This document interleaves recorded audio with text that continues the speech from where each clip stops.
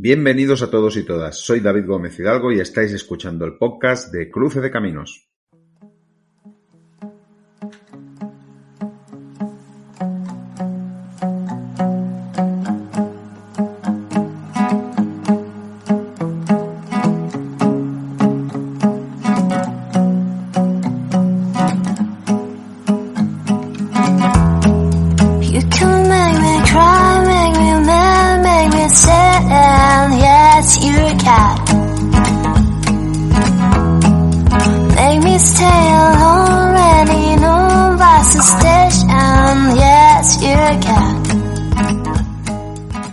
¿Qué tal? El 2022 en marcha y ya visteis que empezó con un especial precioso dedicado a la desconocida, pero a la vez importante figura en el mundo editorial, como fue Fanny Ellsworth. Un especial con la voz de Marta Marner que os recomiendo escuchar si aún no lo habéis hecho. A mí la verdad es que, bueno, ya lo expliqué en el mismo podcast. Cuando leí el artículo de Marta quedé prendado y después de escucharla a ella aún más. Pero hoy os vengo a presentar la quinta entrega de los capítulos, pues esos que son un poquito más completos, donde encontraréis como siempre una fantástica entrevista. Me hace mucha ilusión traeros al escritor que hoy voy a entrevistar, que es Víctor Morata. Como veis, os sigo trayendo autores un poco más desconocidos, pero con una obra que no os defraudará.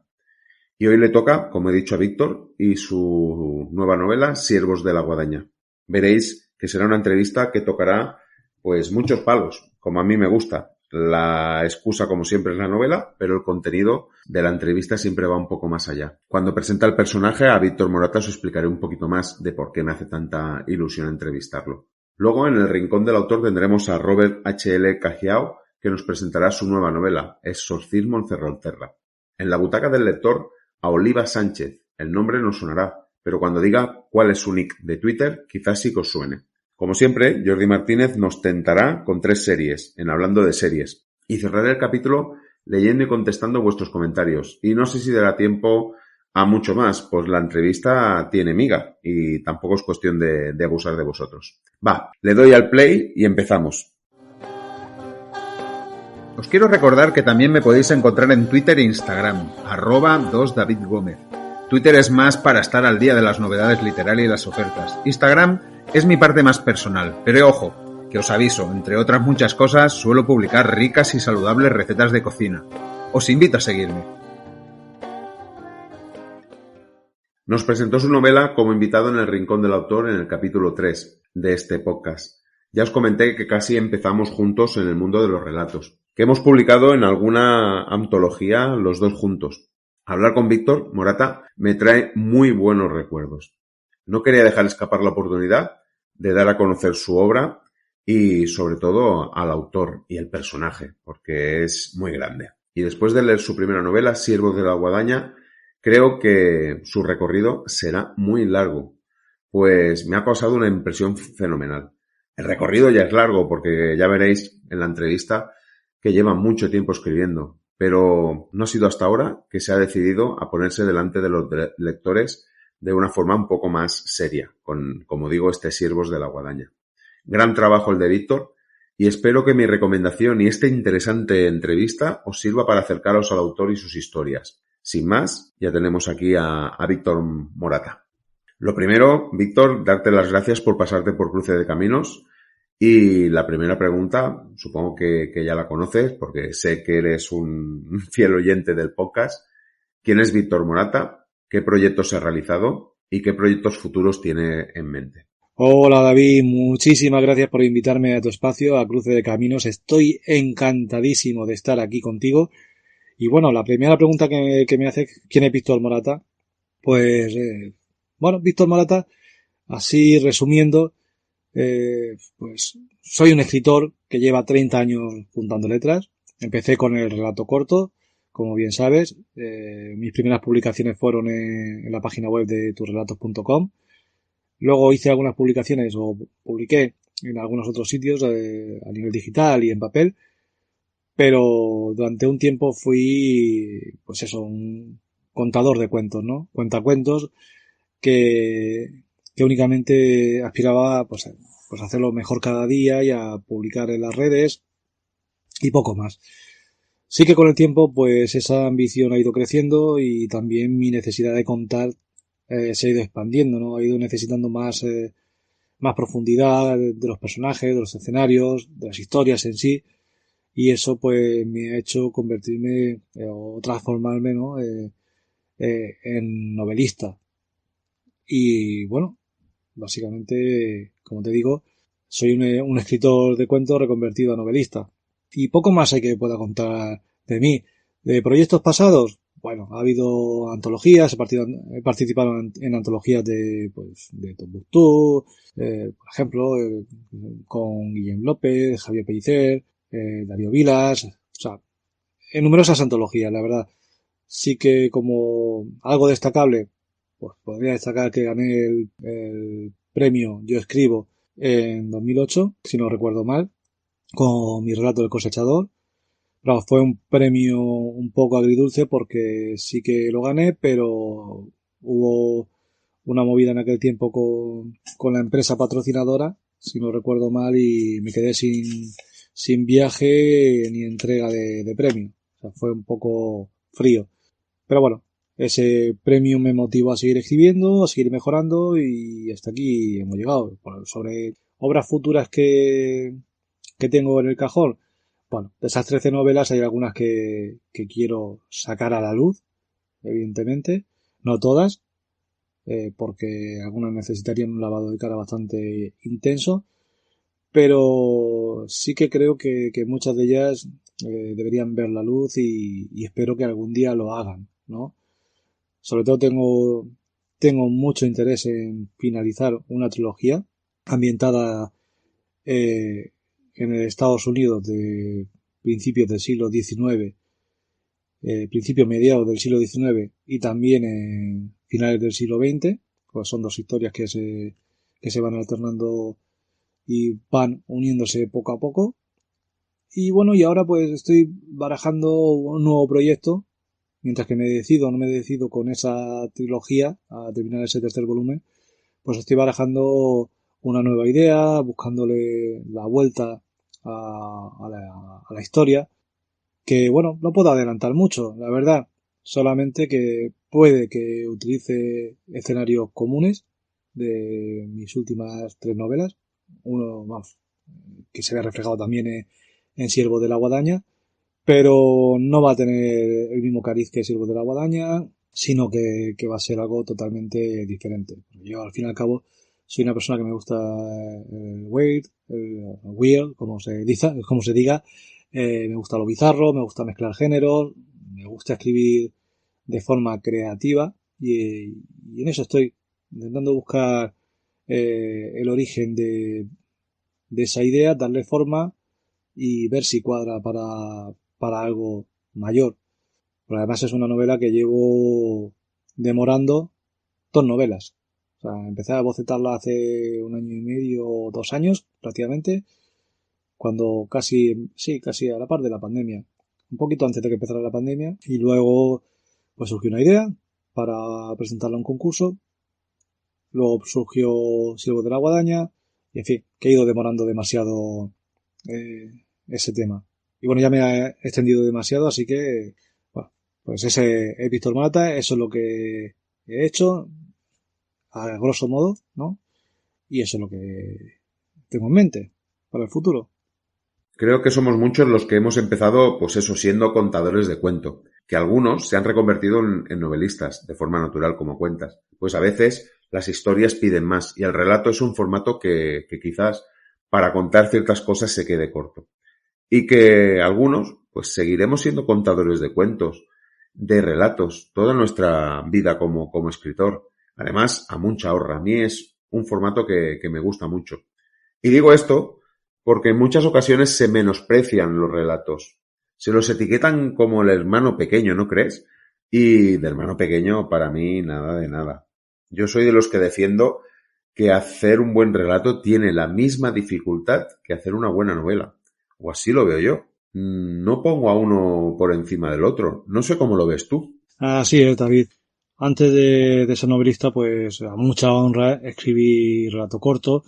De hecho, tengo más de 150 relatos cortos escritos. Y es algo que me enorgullece bastante. O sea, porque yo he aprendido mucho con los relatos cortos y no es para nada sencillo escribir un buen relato corto. Yo no puedo decir que de esos 350 todos sean maravillosos, ¿no? Evidentemente hay mejores y peores, pero de todos ellos he sacado un aprendizaje que me ha llevado a donde estoy hoy. Y creo que sí que está denostado un poco el tema del relato corto, pero vamos, ni de lejos es un arte menor. Al contrario, es mucho más complicado condensar en un relato corto una buena historia que en una novela.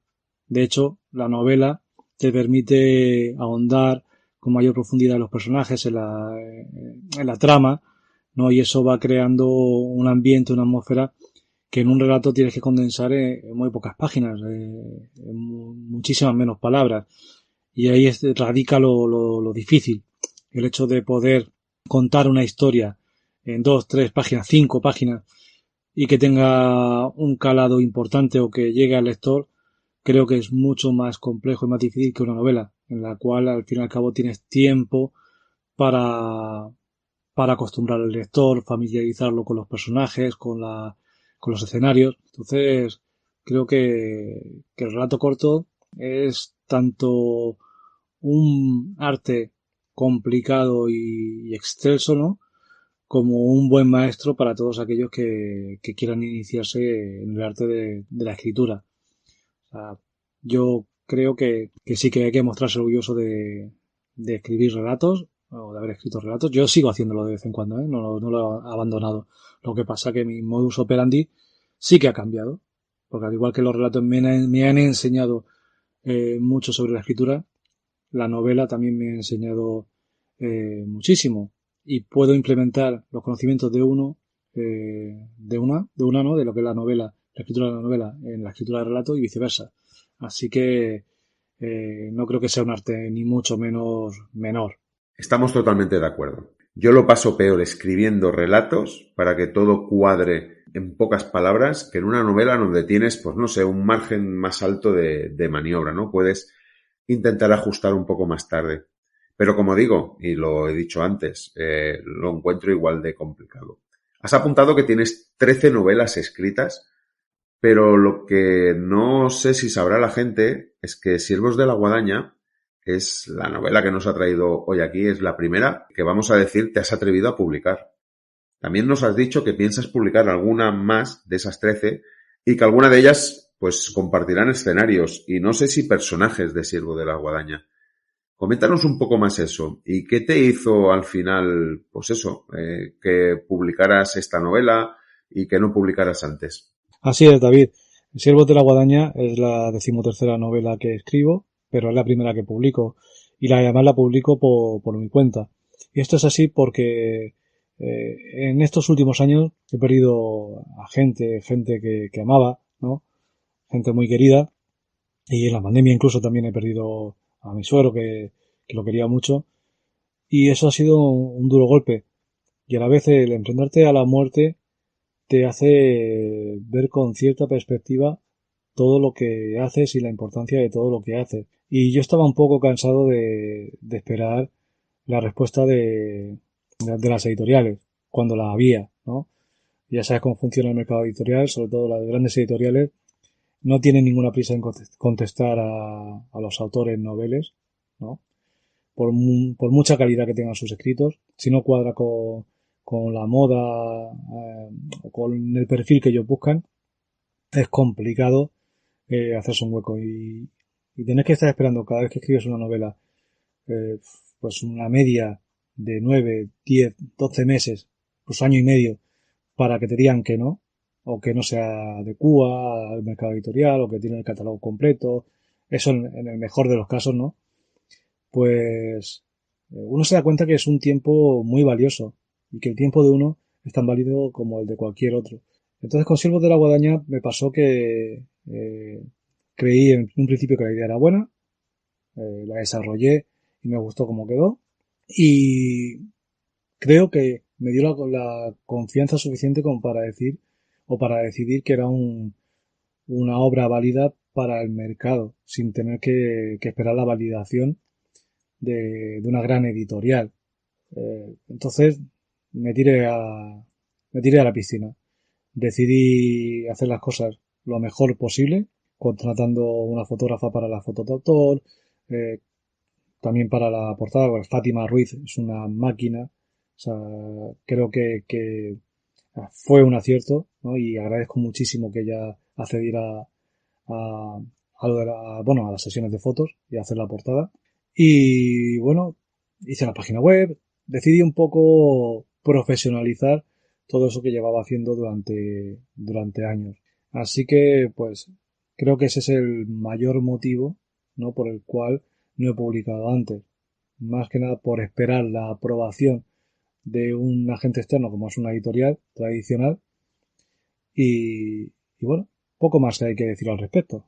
Bueno, y bueno, con respecto al tema de personajes, escenarios comunes y tal, pues resulta que yo la novela que estoy bocetando ahora, pues la aparté para escribir una novela corta que iba a presentar a Ediciones El Transbordador.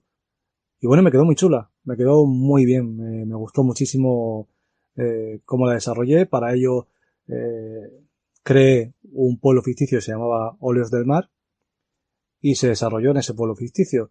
Lo que pasa es que luego escribí otra novela en la cual se desarrollaba pues una historia también fantástica con inclinación al terror que se desenvolvía a pocos kilómetros de Óleos del Mar en otro pueblo ficticio. Entonces esos dos pueblos ficticios digamos que están dentro del mapa en el cual se engloba también Siervos de la Guadaña. Es muy probable que la novela que estoy bocetando aparezca Eladio Jones y que aparezcan algunos de los escenarios que se mencionan, pero van a ser meramente complementarios, circunstanciales, ¿no? No van a ser ni Eladio Jones ni Corrales de San Juan, es probable que sean el centro de esta historia, pero sí que son parte del mismo universo y me está gustando jugar con esa idea de trabajar escenarios comunes en los cuales se desenvuelven personajes de diferentes novelas o diferentes tramas. Parece algo que le da una nueva dimensión a todo lo que escribo. Es como, no sé, como una versión ampliada, ¿no? Que sirve un poco para buscar huevos de Pascua de una novela en otra y, y el tema de referenciar personajes, historias, escenarios en diferentes novelas creo que le da más riqueza, ¿no? Y más matices a mi propio estilo y a mi escritura. Así que, pues sí, creo que saldrán reflejados pues estos escenarios, porque además me he sentido muy cómodo trabajando en ellos, la libertad que te permite ese recurso literario. Y creo que sí, que volveré a ello cada vez que pueda y tenga la oportunidad. Pues es una lástima lo que explicas sobre los amigos, sobre los conocidos, sobre los familiares perdidos. Por desgracia yo también he pasado por esa situación y sé lo que es. Y creo que muchos, por desgracia, de los que nos están escuchando. Pero dentro de lo malo, en tu caso, pues bienvenido sea, ¿no? Tus escritos, ¿no? Y sobre todo, pues Siervos de la Guadaña. Y está claro que el tiempo que tenemos es finito y que la autopublicación está siendo, pues eso, una salida para muchos autores y creo que lo están haciendo, pues, la mayoría, por no decir todos, con un acierto muy grande, con unas historias como la que nos ha traído hoy el Siervo de la Guadaña, que muchas editoriales quisieran tener. Lo raro, no sé, es que no se las hayan quedado, ¿no? Que no apuesten por ellas desde un principio y que tengan que esperar a que los lectores den su visto bueno mediante las ventas, con ese rastreo que hacen las editoriales de los autores autoeditados para luego ficharlos, ¿no? Y sacar esas novelas en editorial. Ya has comentado lo de crear tu espacio, tu universo. Para mí es un acierto y un premio para todos aquellos lectores, para todas aquellas lectoras, que vayan leyendo todas tus historias, por ver cómo evoluciona todo, ¿no? Cómo interactúan. A mí siempre me ha gustado seguir las series de los autores y ver crecer escenarios y personajes. Has comentado lo de la portada, pero creo que una de las cosas que todos los oyentes deberían saber es la historia de la portada. La contaste en Facebook, pero quizás no todo el mundo que te esté escuchando te sigue en Facebook. Y a mí me parece un homenaje en toda regla y una de esas cosas que están ahí de por vida recordándonos a los seres queridos. Cuéntanos un poco más. Sí, así es, David. Esto va un poco a colación de lo que comentaba antes de, pues eso, de la pérdida de familiares queridos, de gente querida, así de forma repentina. Y es que la vida te puede sorprender para mal, no, para bien sí, también, pero para mal te puede sorprender de un minuto para otro, ¿no? De un momento a otro te puede quitar lo que más quieres. Y bueno, yo siempre he tenido pues esa espinita, ¿no? De un poco de demostrar al mundo y también a mi padre, ¿no? Para que se sienta orgulloso de mí, pues lo que hago y bueno, y hacerlo bien, sobre todo para que ese orgullo sea genuino. Que sé que para mi padre pues no hace falta que yo sea un novelista de éxito, pero es lo que él desearía lo mejor para su hijo y para sus hijos en general, ¿no? Igual que todo padre, no que yo soy padre, lo sé, pues igual que todo padre pues quiere para sus hijos, quiere lo mejor siempre. Y yo quería un poco, en parte, homenajearle y en parte, pues, pues hacer que se sintiera orgulloso porque sé que su salud no es la mejor del mundo, tiene problemas que pueden agravarse más aún ahora con el tema de la pandemia y no sé lo que va a durar. Entonces no quería darle la oportunidad o darle ese control, ese poder a las editoriales de darme la oportunidad de decirle a mi padre lo mucho que le quiero y lo que deseo lo mucho que deseo que esté orgulloso de mí.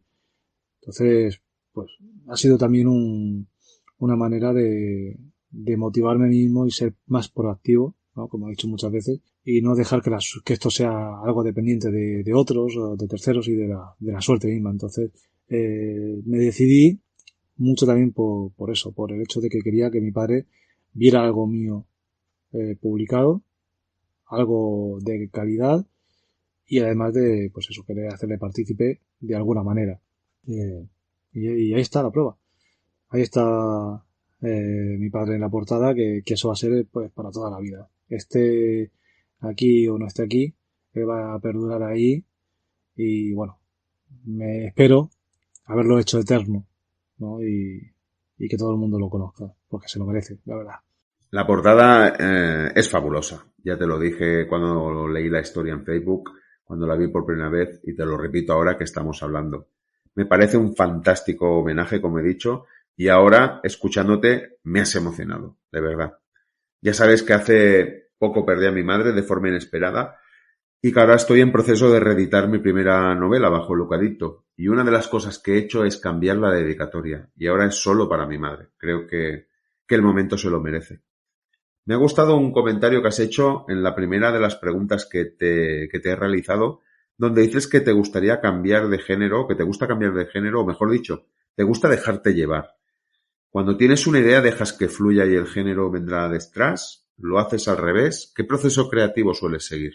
Muchas gracias, David. La verdad es que con la portada estoy muy satisfecho y como te he dicho antes, pues tuve la suerte de contactar con Fátima Ruiz, que es una excelente fotógrafa y que se adecuaba un poco a lo que yo quería, que era un estilo más artístico, más creativo, simbólico y no sé, vi sus fotografías y de verdad que pensaba que ella me iba a rechazar o que no iba a cuadrar por el precio o por agenda, pero no fue todo perfecto. O sea, y además como lo hice, contacté con ella meses antes de lo que es la sesión de fotos de mi padre. O sea, todo fue muy rodado, todo muy rápido, muy bien. O sea, una profesional como una casa. O sea, estoy súper encantado de que haya sido ella la que haya dado imagen a mi portada, junto con mi padre, que el padre ya te digo que se prestó a ello sin vacilar. Y estoy muy contento y muy orgulloso de él. Y bueno, el tema de las historias y los géneros, pues si te digo la verdad, creo que todo me viene de golpe.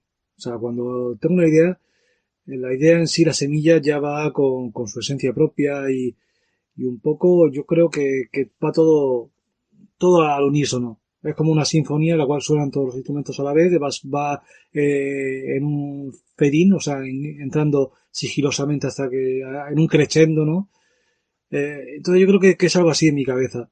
No es que decida un estilo o unos personajes o una historia, hay una semilla y una idea, la idea va fluyendo y esa idea me va pidiendo que sea más de corte fantástico, que sea más de corte eh, negro policíaco, eh, pero vamos, no siempre es un estilo puro. Yo, como te he dicho, me gusta muchísimo mezclar, mezclar géneros y porque me siento muy cómodo entrometiéndome en la realidad con fantasía y con cosas bizarras y extrañas y no sé, me gusta mucho ese estilo creativo y esa idea de contaminar la pureza, contaminar lo real, ¿no? Y es curioso porque incluso a veces contaminando lo real, la ficción puede parecer más real que la propia realidad, o al revés, o viceversa. Me ha pasado en alguna novela anterior que he dado a mis lectores beta, que he mostrado cosas que ellos han creído que era ficción y luego no, eran cosas, o sea, sucesos o parajes o sea, situaciones que eran totalmente verídicas y las han tomado por ficción y han tenido que buscarlo para comprobarlo y tal. Entonces, creo que jugar con esa delgada línea entre la ficción y la no ficción da un poder al escritor bastante grande y eso también permite eh, la plasticidad a la hora de jugar con los géneros. Yo creo que no sería totalmente feliz trabajando en un género concreto. O sea, yo soy un autor que, no sé cómo explicártelo, que se desvive por el arte. Y creo que el arte es importante que fluya de la manera que debe fluir, que es una manera natural. Aunque uno tenga las herramientas y más o menos sepa cómo utilizarlas, creo que es interesante dejarse llevar por lo que la idea pide y desarrollarla en función de eso, dejarla crecer, ¿no? O sea, regarla convenientemente, pero que crezca como debe. Y sí, la verdad es que la pérdida de los seres queridos es algo que sobre todo si es algo así repentino, siempre duele, pero si es repentino, y no solamente es el dolor, sino la asimilación, es algo que cuesta muchísimo y bueno, lo siento mucho por el tema de tu madre y la verdad es que entiendo perfectamente que esto trastoca muchísimo e influye también muchísimo a la hora de escribir. Como decías antes, pues esto eh, trasciende de una manera curiosa las obras de los autores. Y bueno, siempre, eh, para bien o para mal, ese pozo que nos dejan, yo creo que es para bien, siempre quedará presente en nuestra forma de ver el mundo y eso se plasmará, de hecho, en las novelas y en las obras que escribamos. En lo que se refiere al proceso creativo, pues la verdad es que ha cambiado en los últimos años. Al principio yo era mucho más de brújula, me dejaba llevar por la inspiración, por los personajes, la trama, de forma muy natural y fluida, pero a veces me encontraba con obstáculos que no sabía salvar o que no había previsto, o simplemente con la temida página en blanco. Así que con el tiempo he ido derivando más en un escritor de mapa, aunque hay que decir que incluso los escritores de mapa usan la brújula para bocetar. Y es lo que yo hago. Yo al principio genero una idea muy global, luego la desarrollo, un boceto amplio con brainstorming ahí a tope, lluvia de ideas, ahí a lo que sea, luego voy delimitando y luego sí que lo que me gusta hacer es una escaleta con los capítulos definidos en una única frase.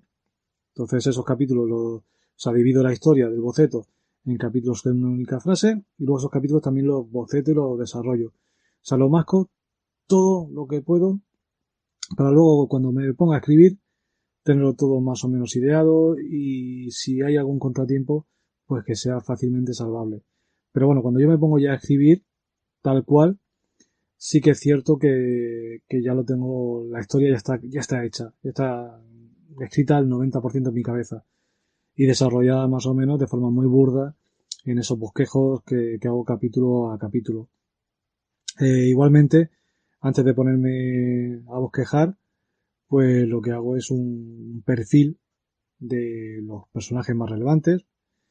Bueno, en general hago un perfil de todos, pero me ahondo un poco más en, en el perfil de los protagonistas o de los personajes que van a tener cierta relevancia para la historia por razones evidentes. Y lo mismo sucede con los lugares que aparecen en la novela, ya sean pueblos o lugares concretos como una tienda, un restaurante o algo que tenga cierta importancia, cierta relevancia en la historia. Luego, cuando ya tengo todo escrito, no termina ahí la cosa, sino que toca un poco revisar estilo, corregir, reescribir, lo que sea necesario, hasta que ya queda bien pulido. Pero mi proceso creativo es ese. O sea, pasa por muchas fases y a veces yo lo defino como de cebolla, ¿no? Porque voy puliendo ahí capa por capa hasta que queda lo más perfecto que yo puedo hacer, ¿no? Que yo puedo dejarlo. Y ya está. Es eso. Lo primero, darte las gracias por lo de mi madre. Mira, hoy mismo mi pareja se ha comprado unos pantalones y le iban un poco largos. Y le he dicho que se los llevaríamos a mi madre y que se los arreglaría. Lo he dicho sin pensar, de verdad. Es duro, pero a la vez es bonito que siempre estén presentes y yo creo que nunca, pues eso, nunca se irán de nuestro lado. Pero vamos a otras cosas. Creo que he escuchado a pocos escritores decir que es un escritor de mapa, pero que al final utiliza la brújula para hacer el boceto de la historia. Me parece pues una anotación interesante. Ya has hablado de escritura bizarra y no puedo dejar de preguntarte por uno de los lugares de donde salen unas historias bizarras fenomenales. No sé si nuestros oyentes conocerán la isla de Simetría. No sé qué te parece a ti, pero creo que sería bonito explicar un poco el germen de esa isla, pues los dos estábamos en un inicio en ella.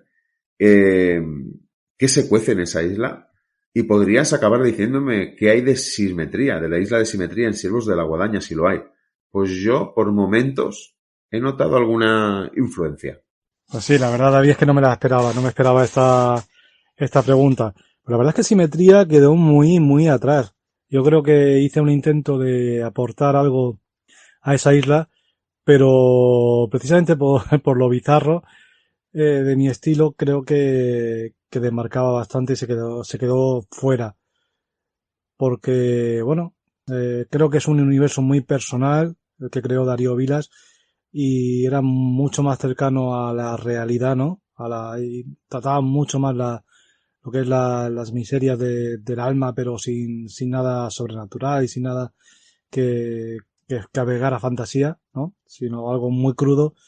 Y yo creo que yo me desmarqué un poco en ese sentido y no terminaba de encajar. Así todo, no puedo negar que todo lo que ha pasado por mis manos o por mi mente, pues influye sobre lo que posteriormente creo. Y aunque sea de forma, pues, inconsciente, ¿no? Porque esto ya sabes tú cómo va. Que la mente es un poco traviesa y a veces, pues, juega con sus propias armas. Sí que es verdad que Simetría, pues, fue un momento interesante. Sobre todo por eso, por el tema de darle crudeza. Y puede que sí que haya algo de simetría en Siervos de la Guadaña, pero nunca me lo he planteado, la verdad. Eh, no ha sido algo que yo haya tenido en cuenta a la hora de crear Siervos de la Guadaña. Precisamente por lo que te he dicho de simetría, que es un universo que no me pertenece. Eh, yo creo que la idea de Siervos de la Guadaña es totalmente independiente, pero sí, el espíritu puede que tenga algo de ese espíritu, como, como digo, bizarro y también un poco crudo, ¿no? Sucio, que tenía simetría. Eh, no sé si esto a Darío Vilar le honra o, o le parece, o la aberra, ¿no? Le parece aberrante o grotesco. Pero bueno, sí, tiene su punto bonito, la verdad. Y sí, bueno, y lo que dices acerca de tu madre, evidentemente, pues estas anécdotas son tristes y bonitas al mismo tiempo porque, como dices, les hace más presentes en nuestra vida aunque no estén. Y eso también está bien. Porque mientras que perduren nuestros recuerdos, sobre todo los momentos buenos y todo eso, pues los mantenemos vivos y podemos alargar su recuerdo un poco más, sobre todo las generaciones que son más pequeñas, ¿no?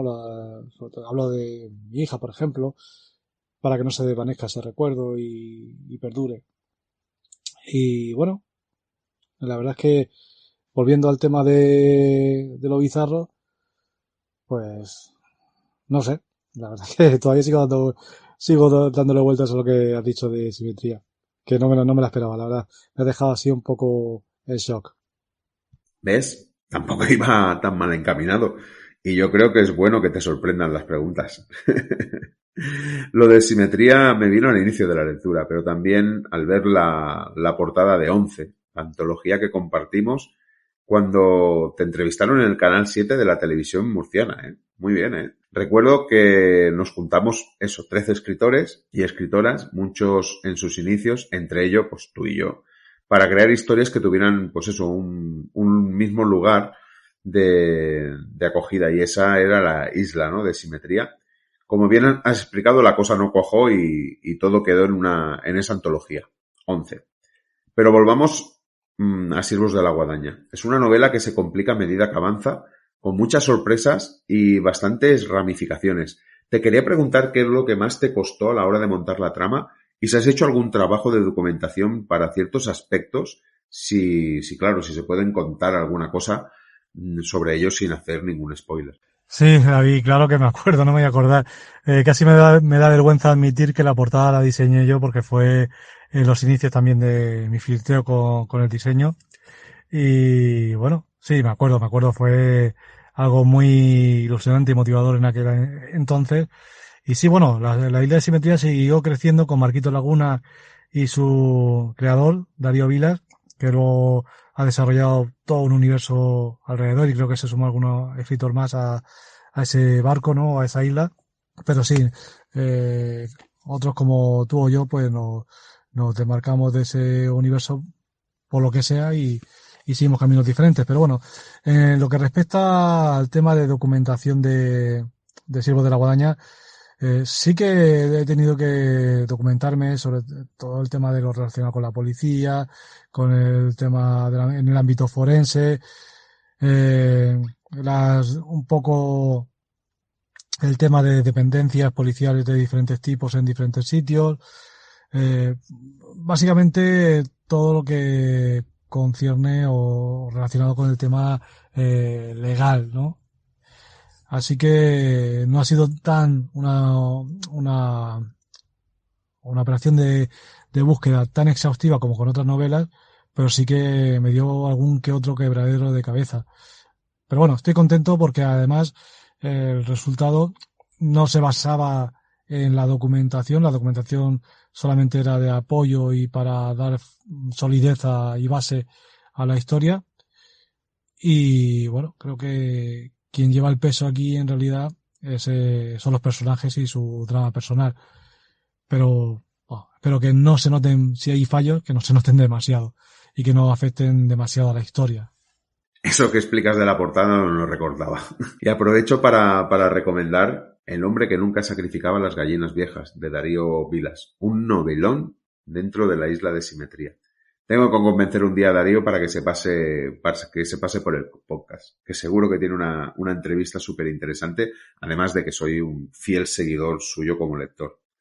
Y se nota esa documentación, ¿no? Aunque sea de apoyo, como tú bien explicas, creo que es importante. Y también creo que hay documentación en otro tema que mejor, pues, no poner sobre la mesa, ¿no? Por no generar spoiler. Pero a mí me ha parecido que te has documentado bien. Oye, leí o escuché que la novela tiene muchos huevos de Pascuas que encontrar. No sé si sería posible que para los oyentes de este podcast nos explicaras alguno de ellos. Sí, efectivamente, David. Darío tiene muy buena mano con el tema del realismo y a él lo bautizaron su género, ¿no? Como realismo bizarro por un motivo. Y especialmente en esa novela, la verdad es que se desenvuelve como pez en el agua, ¿no? Tiene unas manos y un talento brutal, sobre todo describiendo las miserias y la podredumbre del alma humana Con respecto a los huevos de Pascua, lo dejaré un poco en manos de los lectores, que cada uno coja los suyos. Y bueno, sobre todo por no destripar, por no hacer spoilers, hay, pues eso, guiños a series de televisión, a películas, a, bueno, a algunas obras mías, y hay algunos otros que se irán viendo o se podrán desvelar a medida que vaya publicando otras novelas dentro del mismo universo. Eso no es lo interesante de crear universos compartidos. Así que nada, yo estaré encantado de escuchar tus huevos de Pascua por privado si no quieres compartirlos por no spoilear a la gente, a los lectores. Pero bueno, ahí están. Son guiños, como te digo. Guiños al lector. Entiendo lo que comentas y yo soy muy malo para los huevos de Pascua, lo reconozco. Solo te diré que he visto 4 o 5 veces Tesis y todavía cuando la veo creo que Eduardo Noriega es el asesino. Perdona por el spoiler, pero bueno, ya cuando una película lleva tanto tiempo publicada, creo que estas cosas a lo mejor se pueden contar. Tampoco he contado quién es el asesino, he dicho quién no lo es. Y vamos con otro tema que sale en la novela. Se habla en algún momento del Club Bilderberg, que es ese club de unas 130 personas que se dicen las más influyentes del mundo. Y me da la sensación que no eres muy simpatizante de dicho club, ¿no? Cuéntanos. Pues sí, David. La verdad es que el tema del Club Bilderberg es algo que en mi novela aparece de forma más bien referencial y simbólica. No tiene un papel real, aunque a veces lo puede aparecer, pero sí que las semejanzas están ahí. ¿Se puede considerar un huevo de Pascua? Pues sí, se podría considerar un huevo de Pascua, igual que otras muchas referencias que hago no solamente a la sociedad, sino a series de televisión, libros, etcétera. Lo que sí que puedo decir es que a mí los clubs de este tipo no me llaman, no soy amigo de las clases, de la diferenciación de estatus, no soy amigo de la élite, sobre todo de la élite que infravalora a quien está por debajo, que abusa de esa gente, que la usa como peones en su propio juego. Entonces, también quería reflejar que a veces el poder económico está por encima de otros ciertos poderes, incluso de la ley. No sé, todo esto aparece de forma, como digo, muy subrepticia. Hay que, a veces, requiere una segunda lectura para ir un poco más allá, pero considero que hay cierta élite que tiene un poder y una información que les favorece, y eso no me parece en cualquier caso justo para el resto de los mortales, ¿no? De los seres humanos que serían más del 90-95%, bueno, y Cristian más del 99%, que no pertenecen a ese club o a esa élite. No tiene por qué ser del Club Bilderberg. Hay élites por debajo de ese club que evidentemente también tienen un poder muy presente y que les da pues cierta ventaja, ¿no? Así que pues quería un poco quizá subrayar pues esa inconformidad con la diferenciación de clases cuando son sobre todo dadas así de forma tan arbitraria y sin atender a méritos propios. En fin, espero haber contestado tu pregunta. Aunque sea como tú dices de forma testimonial, creo que dice mucho sobre ti, sobre el autor, pues expones, o así lo creo, reflexiones como la que ahora estabas compartiendo con todos nosotros. Y en referencia a ese tipo de clubs, opino un poco como tú, ¿no? Creo que si fuera una reunión de expertos que no decidieran y que exponieran para luego seguir debatiendo, quizás, pues eso, lo vería un uso positivo. Volvamos a la novela. Hay más de un momento reflexivo crítico, ¿no? Como decíamos dentro de la novela. Recuerdo uno en el que hablas de Juego de Tronos y no sé, te quería preguntar, ¿eres de los que estás enfadado con George R.R. Martin? Bueno, sí, David, la verdad es que considero que en mi novela siempre hay un componente que incita a la reflexión, al pensamiento, a la introspección, no como ser humano, y creo que, aunque no sea leccionador ni moralista, pues creo que al menos debo poner sobre la mesa algunos aspectos sobre la vida y la existencia y el ser humano que el lector pues pueda de ahí sacar sus propias conclusiones y por lo menos llevarle a reflexionar sobre lo que sucede en el mundo. Y con respecto a lo de George R.R. Martin, pues mira, no soy un lector extremista que se enfada con... No, mira, hay mucha gente, por ejemplo, que con Stephen King, un autor que yo admiro muchísimo, pues se enfada mucho cuando saca una novela que no le gusta o que está por debajo del nivel que ellos esperan. Y sin embargo, a mí me da igual lo que saque. O sea, hay autores que si me gusta leerlos, o sea, me gusta leerlos, sus mejores y sus peores obras. O sea, esto es como un matrimonio, para lo bueno y para lo malo, ¿no? Y yo, pues eso, me caso con muchos autores y los acepto tal y como son, con sus virtudes, sus defectos. Sé que en algunos momentos me lo harán pasar mal, pero en otros me lo harán pasar muy bien. Y al fin y al cabo, lo que más valoro de ellos no es la historia en sí, sino el modo de contarla. Y no sé si esto le pasa a mucha gente, pero yo a veces valoro muchísimo más esa forma de contar, de narrar, ¿no? que la propia historia. Porque si el camino es agradable, al final el objetivo, el final, pues no es tan importante. Lo importante es pasarlo bien durante el trayecto, si se puede aprender algo, vamos, siempre se aprende algo, yo creo que siempre se aprende algo, y ya está. Y no indagar demasiado en las heridas, ni echar demasiada sal. No sé.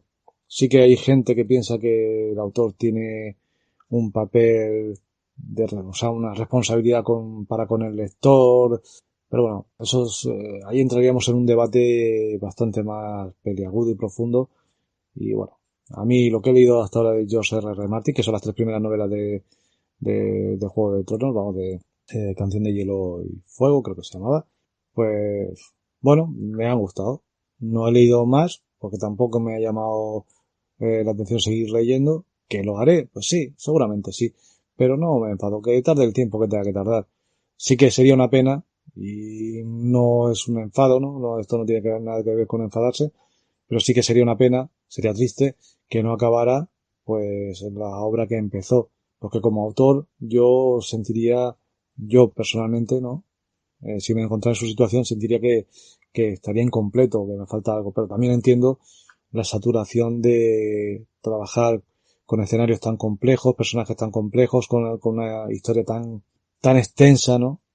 Eh, Eso cansa y entiendo perfectamente que le cueste abordar todo eso que ya para él está como muy sobado.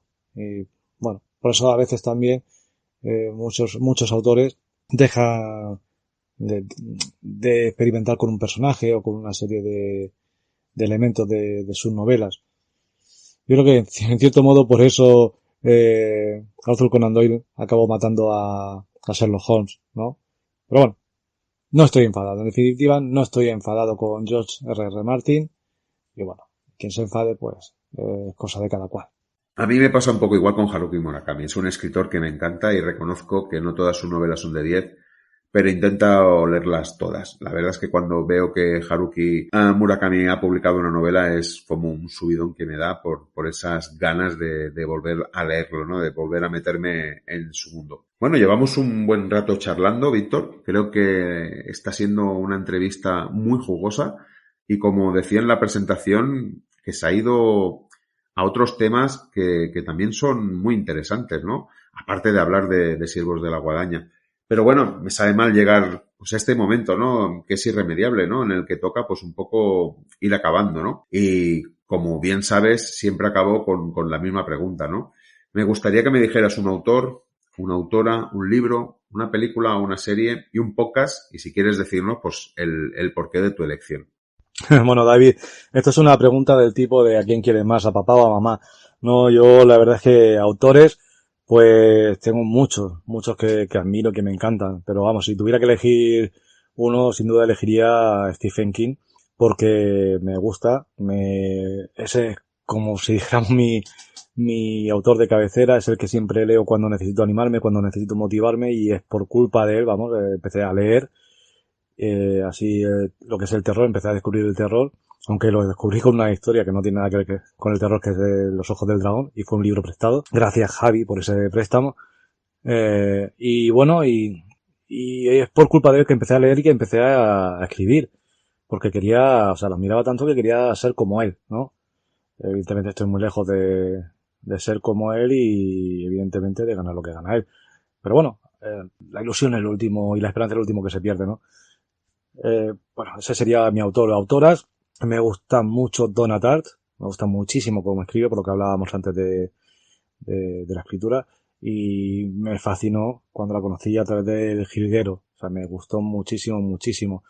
Sí que es verdad que hay otras autoras, y si tuviera que elegir otra autora, pues podría elegir a Seanan McGuire, que está escribiendo unas obras fantásticas, maravillosas. En cuanto a libros, pues fíjate que no es un libro de Stephen King y de Donna Tartt el que más me ha calado, por decirlo de una manera. O sea, podría decir muchos, porque esto es igual que lo otro. O sea, cada momento tiene su presencia y sus libros. Entonces, no sé, pero quizá yo me quedaría con American Gods de Neil Gaiman. O sea, me parece que es un libro que yo quisiera haber escrito, ¿no? Me parece fantástico. Me parece muy, muy, muy bueno. Y bueno, de Neil Gaiman también, el libro del cementerio también, me parece brutal, brutal. Y bueno, con respecto a series series o películas, tal, pues mira, de películas siempre hay una que te va a sonar raro, pero a mí siempre, la película que siempre me ha transmitido buen rollo, porque la he visto mucho desde que se estrenó, es la de Regreso al Futuro. No sé, tiene un componente fantástico que siempre me ha llamado la atención. El tema de los viajes en el tiempo, el tema de, bueno, la capacidad de redención y de reconstruirse uno mismo, ¿no? A través de determinados actos. No sé, me ha parecido siempre muy bonito. Aparte, bueno, tiene ahí la banda sonora de Chuck Berry, ese Johnny B. Good que un poco también me motivó en su día a empezar a tocar la guitarra y tal. Entonces, no sé, me parece una película que la llevo muy en el corazón, ¿no? No es que sea la mejor película, pero no sé, la nostalgia me tira mucho en ese sentido y bueno, podría decirte muchas de terror y de cine fantástico y tal, igual que de libros, ¿no? Pero no sé, ahí me quedo con esa. Pues la he visto varias veces y la podría seguir viendo y no me canso, tanto la 1 como la 2. La tercera ya, bueno, es más discutible, pero bueno.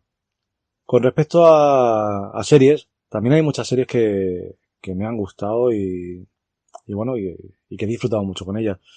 Me viene a la cabeza ahora mismo, hay muchas, me viene a la cabeza ahora mismo, A 2 metros bajo tierra, que me gustó mucho el planteamiento de esa serie cuando la descubrí en su día, creo que es de las primeras series que vi y me gustó mucho.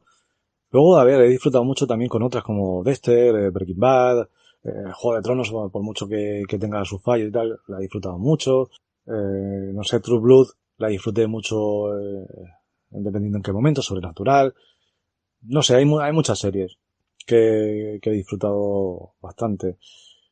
Cada una tiene lo suyo, cada una tiene su momento, no todas te llegan igual según cómo te pille. Pero bueno, yo creo que están ahí. Esas series me han llegado en su momento y les tengo mucho, mucho cariño, sobre todo A 2 metros bajo tierra, que ya te digo, fue una de las primeras series yo creo que acabé entera y que tiene un final, para quien lo haya visto, que es un final muy épico. O sea, muy, muy épico. O sea, me pareció brutal. En fin, pues poco más que te puedo decir. Creo que mejor explicado imposible. Y ya veo que te cuesta decidirte por una sola cosa. Suele pasar, es muy complicado escoger a uno solo y también lo que dices, que depende del momento vital donde te encuentres, unas lecturas, unas series, unas películas te impactan más o menos. Yo soy de la misma opinión. Y bueno, ahora sí llega el momento de que nos despidamos. Ha sido un placer tenerte aquí en Cruces de Caminos. Me parece que charlas como esta le dan todo el sentido al proyecto, al podcast. Me has hecho viajar a unos inicios, pues eso, a mis inicios como escritor, en esos momentos que compartimos y ha sido, por la verdad, muy bonito hacer ese viaje. Nada, espero poder seguir leyéndote ahora que has abierto la caja de los sueños. No la cierres, Víctor. El trabajo, como te he dicho, es muy bueno y deja que tus lectores disfruten de tus historias. Un abrazo y muchas gracias por pasarte por el Cruce de Caminos. Muchas gracias, David, por invitarme a Cruce de Caminos. Ha sido una experiencia maravillosa, me lo he pasado muy bien y ha sido un placer volver a este Cruce de Caminos que me ha traído tanta nostalgia, ¿no? Porque ya sabes que empezamos esta andadura de la escritura más o menos a la par y hemos colaborado en algún que otro proyecto, entonces me hacía especial ilusión compartir este lanzamiento, ¿no? Este nuevo giro de mi carrera literaria con alguien como tú. Entonces, felicitarte por lo bien que lo estás haciendo. Me encanta tu podcast. Y bueno, hablando de podcast, se me ha olvidado decir el podcast que mi podcast favorito, ¡Qué cabeza! Bueno, te lo digo ya y ya me despido del todo. Al margen de Cruce de Caminos, que es muy reciente, ¿no? Sí que hay un podcast que me gusta mucho, que es el de Windhumanov. Me gusta también mucho cómo lo están haciendo los chicos de Windhumanov. Y creo que los premios que están recibiendo como revista y como podcast, y en todos los sentidos, y todos los halagos que le están haciendo, pues son merecidos. Creo que están haciendo un muy, muy buen trabajo. Y bueno, sí que, poco más que decir.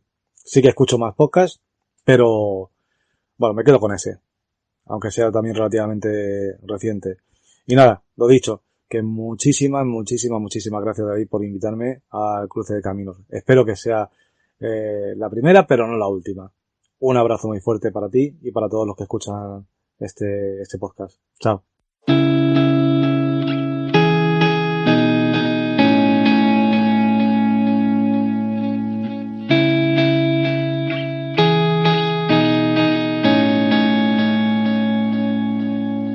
Y vamos con las secciones habituales del podcast de estos capítulos y comenzamos como siempre con el rincón del autor. Ya sabéis, invito a un autor, a una autora que tenga una novela publicada o que se publicará dentro de poco. Y en este caso he querido invitar a Robert H.L. Cajiao, que acaba de publicar hace nada Exorcismo en Ferrolterra, que es la tercera entrega de una trilogía que al final tiene el nombre de Misterios en Ferrolterra. Las dos novelas se están vendiendo, Exorcismo en Ferrolterra por un lado, o puedes comprar Misterios en Ferrolterra por el otro. Y vamos a ver qué nos explica Robert sobre sus libros. Buenos días, soy Robert H.L. Cajiao. Bueno, algunos me conoceréis por la saga del Guardián de las Flores.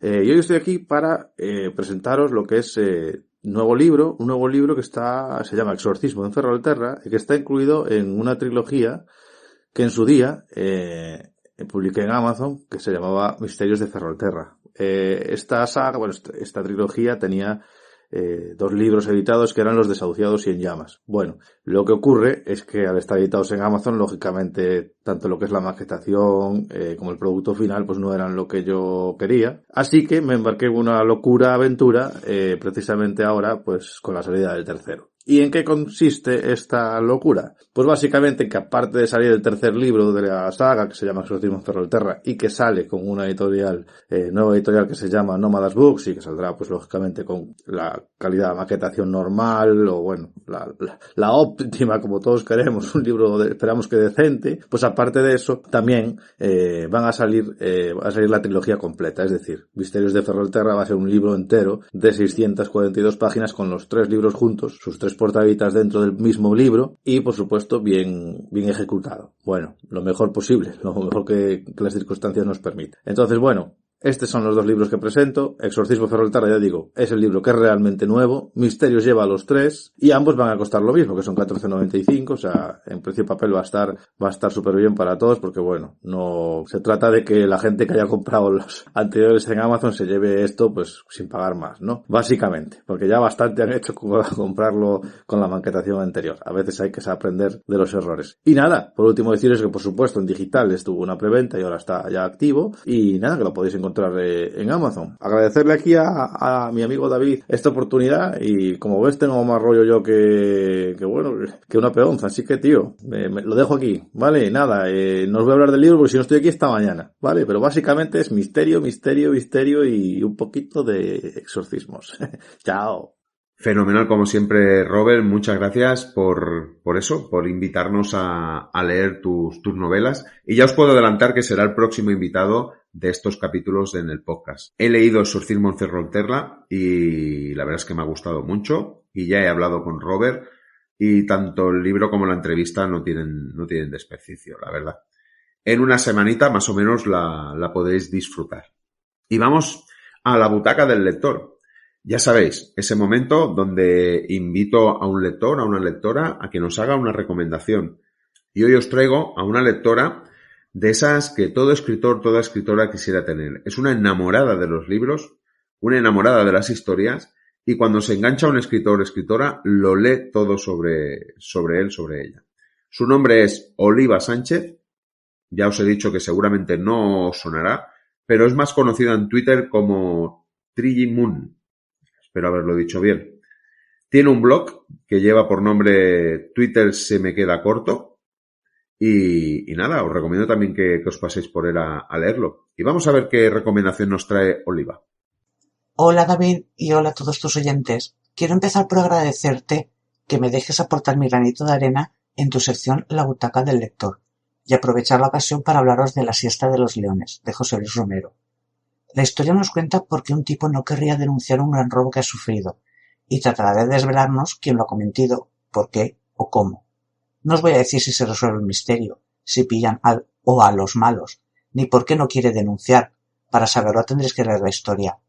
No es una narración trepidante de las que van los protagonistas todo el día corriendo. Esta historia es mucho más profunda de lo que, al menos yo, pensaba cuando me enfrenté a ella. Contaba con que me iba a gustar porque ya había leído Comisaría Norte, su anterior novela, y me encantó.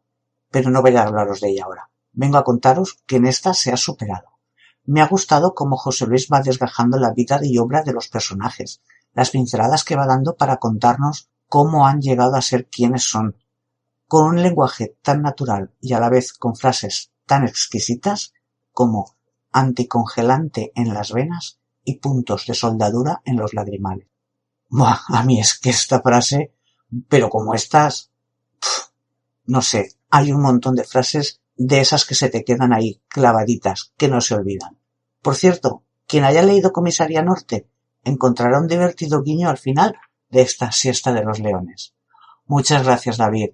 Un placer y un verdadero honor. Pues interesante propuesta, no conocía la novela. Ni me he topado con el autor que yo recuerde, pero por lo que veo tiene un buen grupo de lectores que le siguen o como mínimo dejan reseñas en Amazon a un nivel que muchos quisiéramos, la verdad. Apuntada queda, como siempre. Y es lo que tiene invitar a que te recomienden libros, que nunca acabarías de leer esas recomendaciones. Os dejo el enlace del libro por si queréis saber más sobre la novela. Ya lo sabéis, lo tenéis en las notas del episodio. Y entramos en la sección hablando de series, ya sabéis, comandada por mi compañero de podcast Jordi Martínez. Como siempre nos trae 3 recomendaciones, una novedad, una serie de continuidad y una serie cerrada. Y alguna que otra reflexión, como Jordi siempre nos acostumbra a hacer, nos abre muchos melones para que luego podamos discutir. Vamos a ver qué nos cuenta Jordi hoy. Buenas David, buenas oyentes de Cruce de Caminos. Esta semana os voy a traer 3 series, viniendo ya de post-navidades, ¿no? Para ponernos en situación otra vez, para meternos otra vez al lío. Y nada, os voy a traer como siempre pues una novedad. Bueno, novedad, hace días que ha entrado, pero bueno, es novedad de este 2021, finales de 2021. Y es Fundación. Fundación la podéis encontrar en Apple TV. De momento tiene una temporada de 10 episodios y es renovada para una segunda. Está inspirada en la serie de libros de ciencia ficción del escritor Isaac Asimov y es la historia sobre un grupo de exiliados que buscarán salvar la humanidad, reconstruir la civilización y ser el origen de un futuro imperio ante la caída actual del Imperio Galáctico que se extiende por toda la galaxia. Entre el elenco vais a encontrar a Jared Harris, que protagoniza a Harry Seldon, y que es un actor que conoceréis por ser el protagonista de Chernobyl o ser partícipe en Mad Men, en Fringe, The Terror, The Crown, Carnival Row, toda una serie de series, bastante conocido ya Jared Harris. Y también en el reparto está Lee Pace, como hermano Día, Emperador de la Galaxia, y conocido también por otra serie que hablaremos luego, Halt and Catch Fire. Es un buen actor. Este tío a mí realmente me impresiona bastante y llena bastante la pantalla. La serie se estrenó los 2 primeros episodios el 24 de septiembre de 2021 con una buena aceptación y fue motivo suficiente ya para que en octubre fuera renovada para una segunda temporada. Es una adaptación que siempre fue difícil de llevar a cabo y varias producciones lo intentaron. Entre ellas, en 1988, la filial de Warner, New Line Cinema, lo probó, pero no llegó a cabo el proyecto.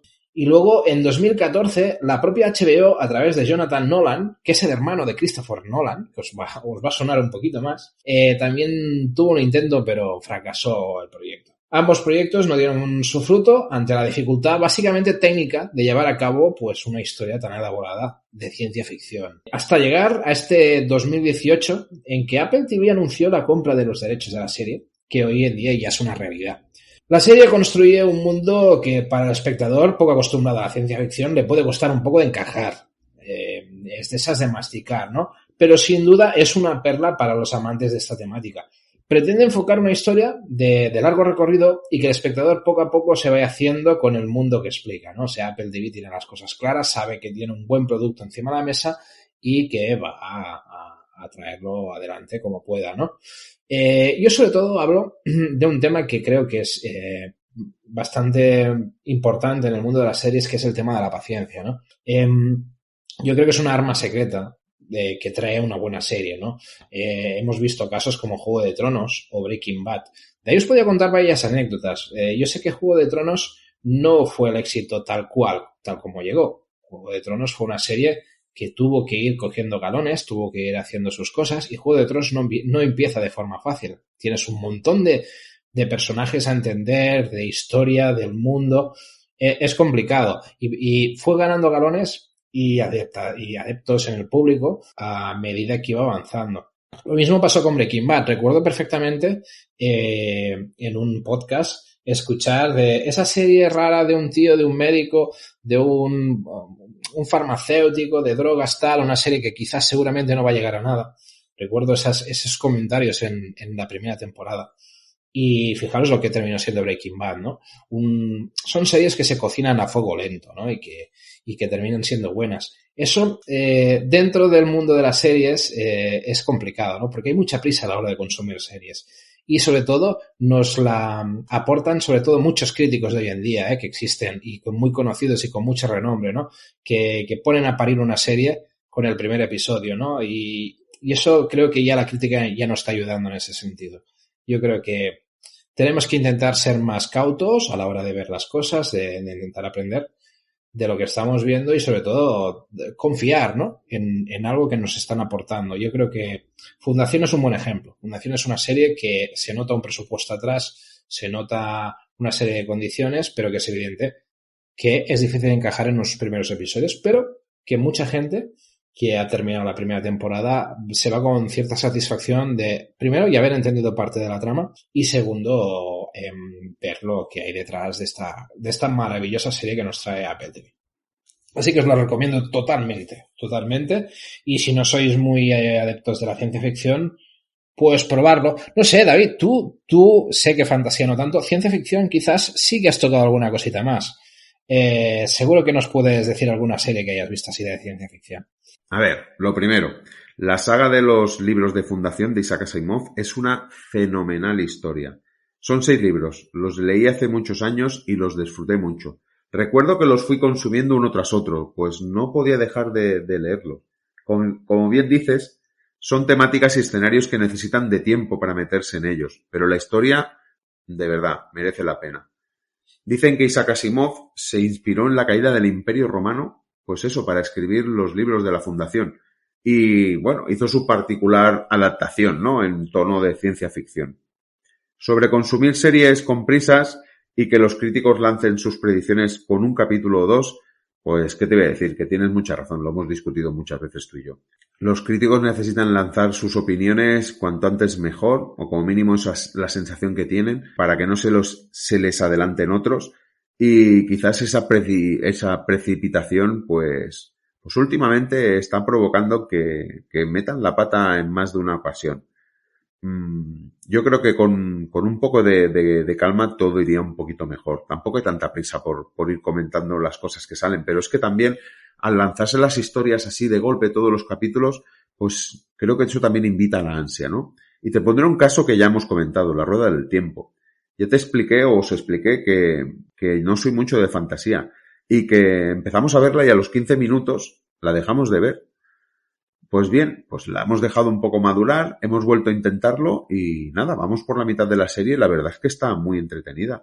Una vez te metes en ese mundo, pues la disfrutas, ¿no? Y eso es lo que decíamos, ¿no? Ese ir rápido, ¿no? Y por no alargarme mucho, algunas series de ciencia ficción que hemos disfrutado últimamente, y digo últimamente porque si tengo que ir rascando del historial, aquí pondría muchas. Voy a decirte 3 que hemos visto pues en los últimos meses. The One, Biohackers, estas 2 están en Netflix, y una que es con un punto de comedia y ciencia ficción que se llama Unload. Esta está en Amazon. La verdad es que estas 3 nos han gustado mucho. Os las recomiendo. Y nada, vamos a darle paso otra vez a Jordi para escuchar las siguientes recomendaciones. Otra serie que os traigo, que en este caso sería, digamos, la de continuación, es Cobra Kai. ¿Y por qué os traigo Cobra Kai? Pues porque precisamente ahora, este 31 de enero, ya salió en Netflix, la podéis encontrar en Netflix, la 4ª temporada, el estreno de la 4ª, toda de golpe, la podéis ver del tirón. Y nada, esta 4ª temporada pues nos devuelve otra vez ese mundo nostálgico de Karate Kid. Para mí es motivo suficiente para todos aquellos que vieron lo que es Karate Kid en su día.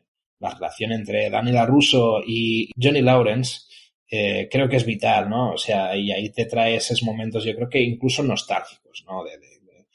De recordar esas películas de antaño y ponértelas aquí un poco, ¿no? En elementos que te van dando pequeños flashbacks, ¿no?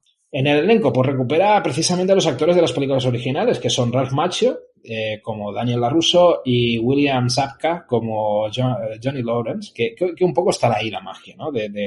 De volver a ver esos protagonistas ya con avanzada edad, volviéndose a meter en esos papeles, ¿no? En sus papeles originales de lo que es la Karate Kid en su día, ¿no? Y sobre todo la gracia también está la relación entre Daniel LaRusso y Johnny Lawrence, ¿no? Que eso es clave, ¿no? En la serie. Además, lo bueno que tiene es que la serie, según avanza, pues irá recuperando además personajes y actores de la película, que es una cosa bastante interesante. Compagina la acción, el humor y la nostalgia, una buena combinación para pasar un buen ratillo. O sea, es una serie creo que bastante entretenida. Y quizás, y para gusto personal, cuidado, existe una parte adolescente que recordará al error de los mayores, ¿no? Que se cometía en Karate Kid y que en ciertos momentos me parece un tanto, quizás un poco más aburrida, ¿no? No quizás, pero eso es muy personal mío. Pero es la parte moral de la que la historia se repite, ¿no? Sin duda, para mí, lo mejor es la relación LaRusso-Lawrence, que eso es espectacular y te pegas unas buenas risas. Buen entretenimiento, pasa rápida, y para los que estén al día de la serie, una simple pregunta: ¿sois más de LaRusso o de Lawrence? Ahí os lo dejo. Yo de momento no os lo voy a decir, pero ya os digo que a mí ha habido un vuelco un poco en los personajes tal como los tenía contemplados de su día. Antes os he hablado de un actor y esta es la serie que voy a sacar, es Halt and Catch Fire. Halt and Catch Fire hoy en día es un poco más complicada de encontrar. La podéis encontrar en Filmin, o sea, sigue estando en un sitio para ver, pero claro, no de los más conocidos, pero sí que está en Filmin. Es una serie de 4 temporadas de 10 episodios cada una, finalizada ya. La estrenó AMC el 1 de junio de 2014 y emitió el episodio final el 14 de octubre de 2017.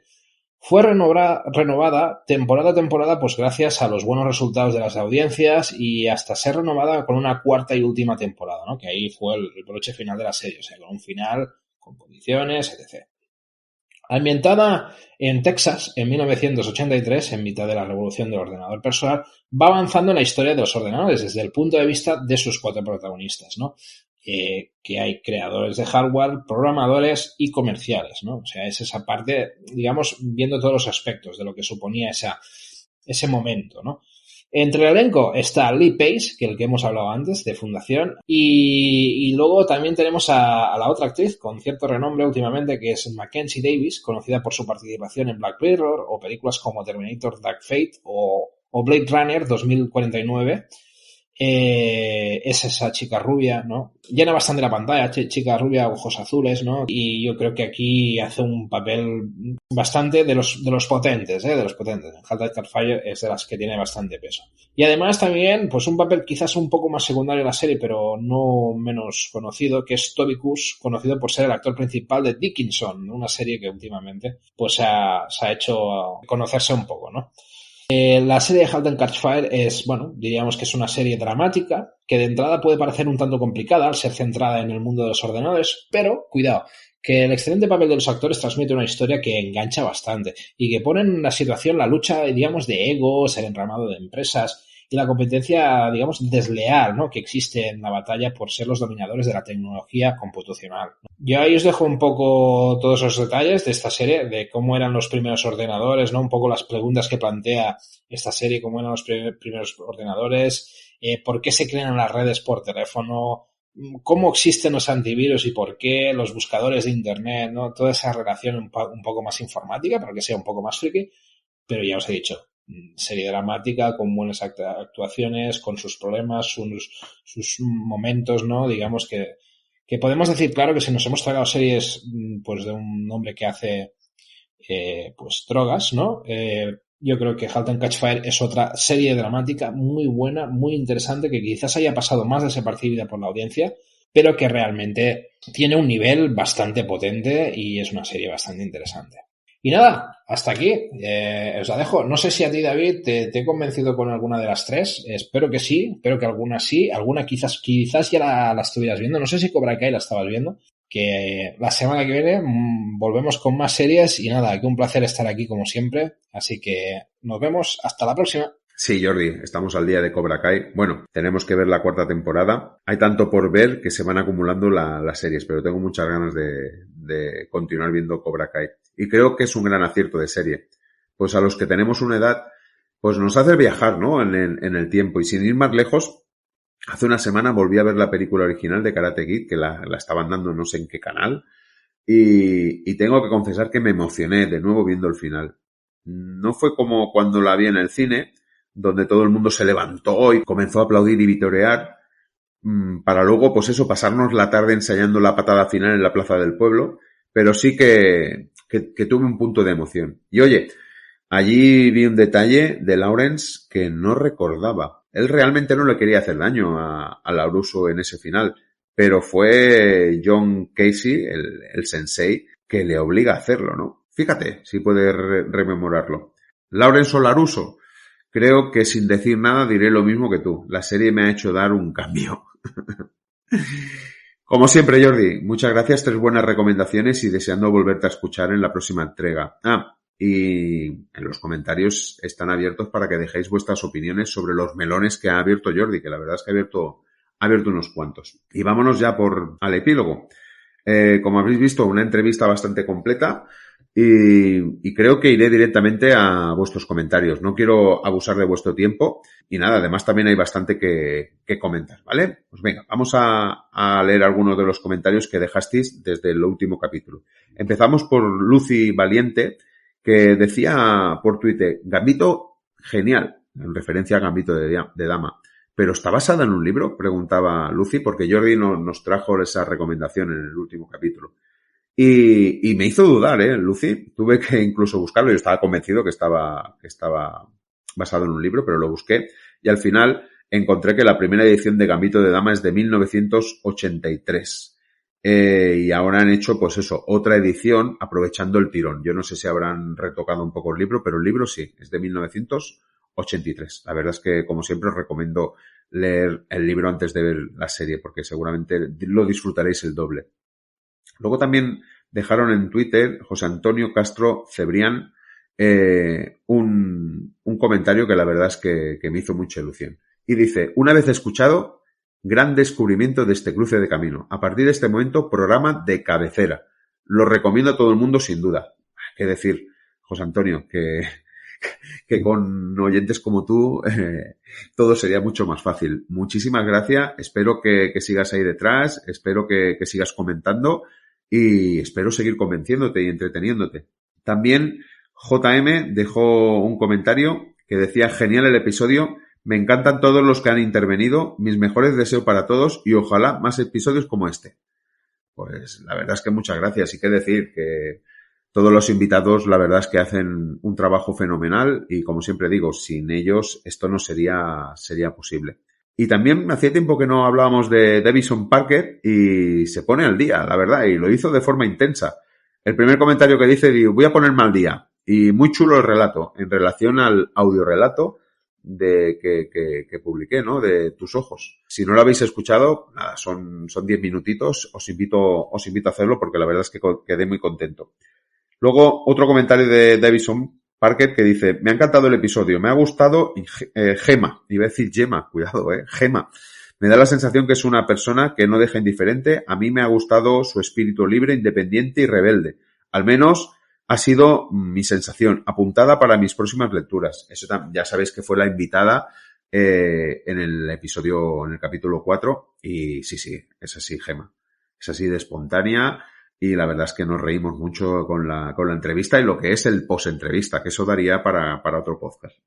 Muy recomendable las lecturas de Gema. Un último comentario de Davison que dice: David, tocayo, no te voy a decir que te vaya a leer ya, porque mentiría.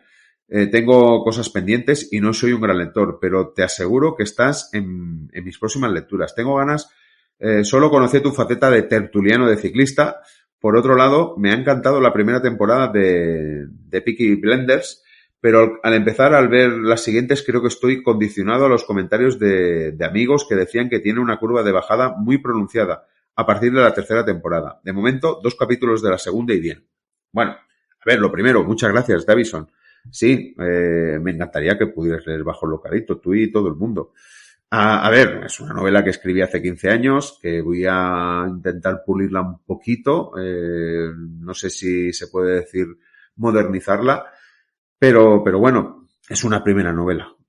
Ahí lo dejo todo. Y sobre Peaky Blinders poco te puedo decir. Aquí te podría contestar más Jordi, pero ya hablo un poquito de ella, ¿no? Que es una novela que hay que ir dejando que pase el tiempo para ir madurándola. Y como siempre digo, hay que tener, ¿cómo os diría? Gente que te recomienda cosas, pero que sean de cabecera, que te puedas fiar de ellos, ¿vale? Que no te fallen casi nunca, ¿no? De cada 10 cosas, que 9 coincidan contigo.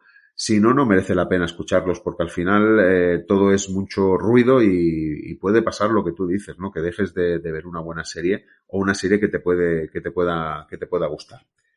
Un par de comentarios más. Me ha gustado el episodio de hoy, dice JM. Tengo que darle una oportunidad a algunas de las recomendaciones. Es que es lo que comento cada capítulo, ¿no? Nos mandan tan buenas recomendaciones que al final, pues bueno, también esa es un poco la filosofía, ¿no? De este programa, de este podcast, ¿no? Que no os quedéis nunca sin tener una elección buena que realizar. Y aquí os vamos dejando, pues eso, ¿no? Las semillitas para que podáis escoger. Y finalmente, como decía Víctor, también me dejó un comentario. Poco a poco voy poniéndome al día con las escuchas. Muy buen capítulo el del podcast de hoy. A mí siempre me ha gustado regresar a Dickens y a Christmas Carol, una de mis clásicos favoritos y el que más me ha gustado del autor. Feliz año, David. Esto lo deja en el comentario del capítulo especial que hice de Navidad. Si no lo habéis escuchado, también lo recomiendo. Creo que quedó muy bonito, la verdad, con esas 5 recomendaciones un poco diferentes de libros de Navidad. Como bien dice Víctor, Dickens sería, con sus cuentos de Navidad, el clásico número 1, pero quise grabar un episodio especial, pues eso, donde hubiera 5 libros que a lo mejor pues no son tan habituales, ¿no? De recomendar por Navidad. Y nada, ya está. Estos son los comentarios. Ya veis que la verdad es que están bien, que hay una buena cantidad. Me gustaría, pues eso, que continuaréis dejando vuestros comentarios, porque yo creo que enriquecen un poco el debate. Y ahora sí, voy a cerrar el capítulo. Ya sabéis que os ha gustado, os agradezco que le deis al like, que es importante que lo hagáis para que el podcast, pues eso, pueda tener más visibilidad, para que pueda llegar a más oyentes. Y si queréis, pues eso, os animo a que lo compartáis en vuestras redes o lo recomendáis a algunos amigos a los que creáis que le pueda interesar. No os olvidéis de suscribiros si no lo habéis hecho ya, pues cuanta más gente llegue, pues mejor que mejor. Y lo dicho, una cosa importante, comentar. Sobre todo, hay melones abiertos que ha dejado Jordi, hay otras cosas que ha comentado Víctor muy interesantes, sobre opiniones concretas que ha tenido. Eso también lo podemos debatir, ya sabéis. Está abierto el canal de comentarios para que lo hagáis. Y ahora sí, os dejo con un nuevo tema de Filthy Sally, ya sabéis, Sonia Flores Martínez, que lleva por título Little Child.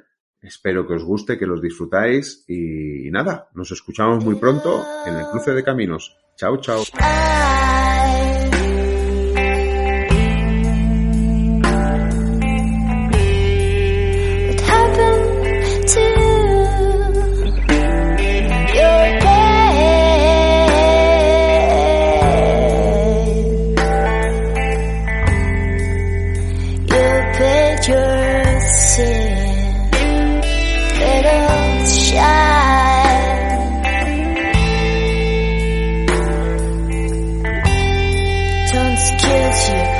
It's not your blame, it's not your blame.